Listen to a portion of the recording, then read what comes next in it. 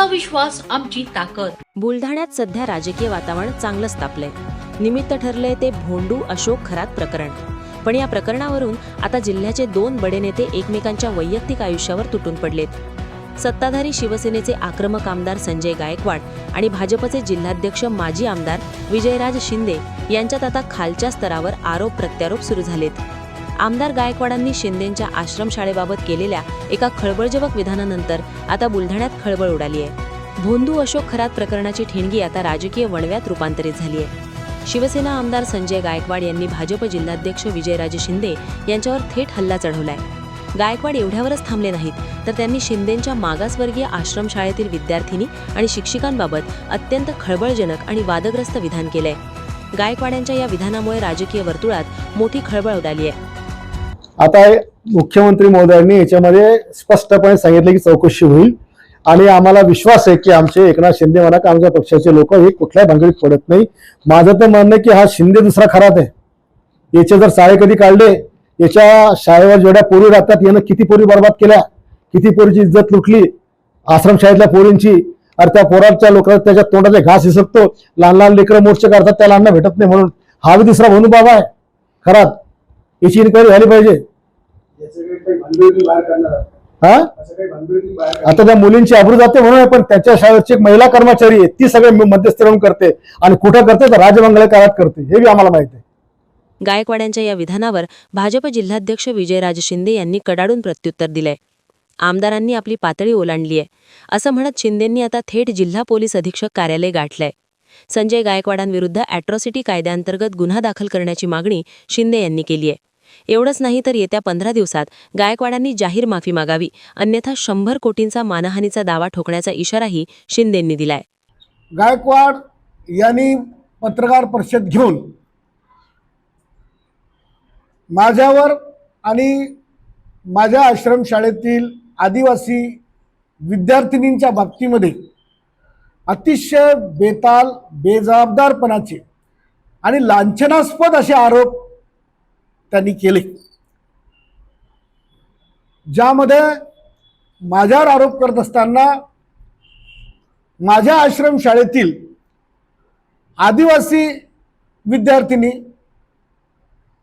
आदिवासी महिला कर्मचारी, मागासवर्गीय महिला कर्मचारी,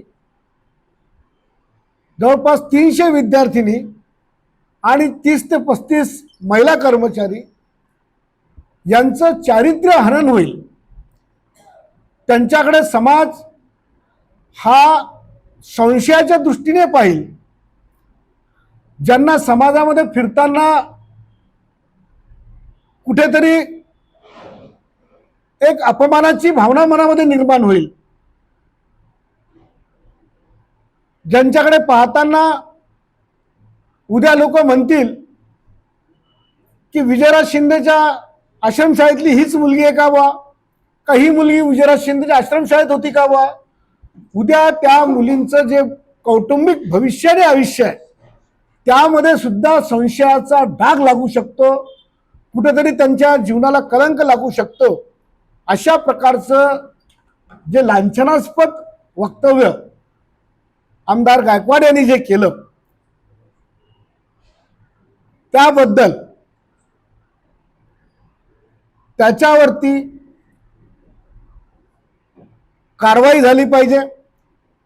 आदिवासी मुलींचं चारित्र्य हनन करणारं वक्तव्य त्यांनी जे केलं त्याबद्दल अॅट्रॉसिटी खऱ्या अर्थानं त्यांच्यावर दाखल झाली पाहिजे.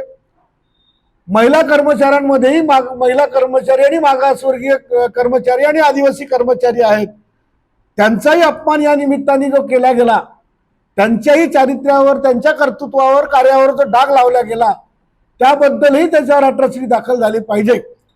म्हणून मी स्वतः आज जिल्हा पोलीस अधीक्षक व ठाणेदार यांना जाऊन रीतसर माझी तक्रार त्या ठिकाणी दाखल केली आहे व त्याचबरोबर त्यांनी येत्या 15 दिवसामध्ये खऱ्या अर्थानं या बेताल, बेजबाबदार आणि लांछनास्पद वक्तव्याची माफी मागितली पाहिजे. आदिवासी विद्यार्थिनींचा जो चारित्र्य हननाचा प्रकार त्याच्या तोंडातून जो झाला, त्याच्या वक्तव्यातून झाला, त्याबद्दल आदिवासी विद्यार्थिनींची सुद्धा आणि मागासवर्गीय महिलांची सुद्धा त्यांनी माफी मागितली पाहिजे. माझ्यावर सुद्धा जे बेजबाबदारपणाचे आरोप केले त्याची सुद्धा माफी मागितली पाहिजे. अन्यथा मी गायकवाडवर 100 कोटीचा अब्रू नुकसानीचा दावा दाखल करणार आहे, हे आजच्या पत्रकार परिषदेमध्ये मी आपल्या सर्वांना सांगू इच्छितो. सत्ताधारी आणि मित्रपक्षातच सुरू असलेल्या या तू मैमुळे बुलढाण्यातील राजकारण रसातळाला गेल्याची चर्चा सर्वसामान्यांमध्ये रंगली आहे. भोंदू बाबाच्या प्रकरणावरून सुरू झालेला हा वाद आता कोर्टाच्या उंबरठ्यापर्यंत पोहोचलाय. आता संजय गायकवाड माफी मागणार की विजयराज शिंदे आपला 100 कोटींचा दावा खरा करून दाखवणार, याकडे संपूर्ण जिल्ह्याचं लक्ष लागलंय. ब्युरो रिपोर्ट, लोकप्रिय मराठी न्यूज, बुलढाणा.